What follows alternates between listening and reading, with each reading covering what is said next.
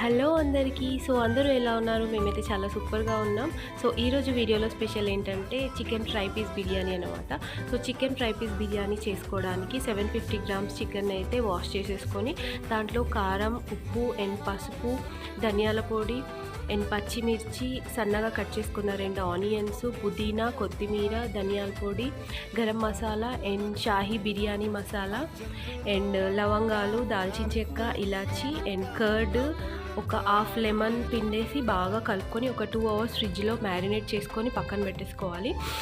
తర్వాత బగారా రైస్ చేసుకోవడానికి 2 spoons oil తీసుకొని దాంట్లో సాజీరా, పచ్చిమిర్చి అండ్ బగారా ఆకు, కరివేపాకు, కొత్తిమీర అండ్ అల్లం వెల్లుల్లి పేస్ట్ వేసుకొని బాగా ఫ్రై అయిన తర్వాత నేను 750 గ్రామ్స్ చికెన్కి 2.5 బాస్మతి రైస్ తీసుకున్నాను అనమాట.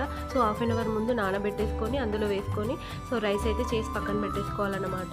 తర్వాత చికెన్ ఫ్రై చేసుకోవడానికి తగినంత ఆయిల్ తీసుకొని దాంట్లో బిర్యానీ ఆకు వేసుకొని చికెన్ అయితే బాగా కలుపుతూ ఫ్రై చేసుకోవాలన్నమాట. ఒక వెడల్పాటి గిన్నె తీసుకొని దాంట్లో వేసుకొని మందంగా ఉండాలి.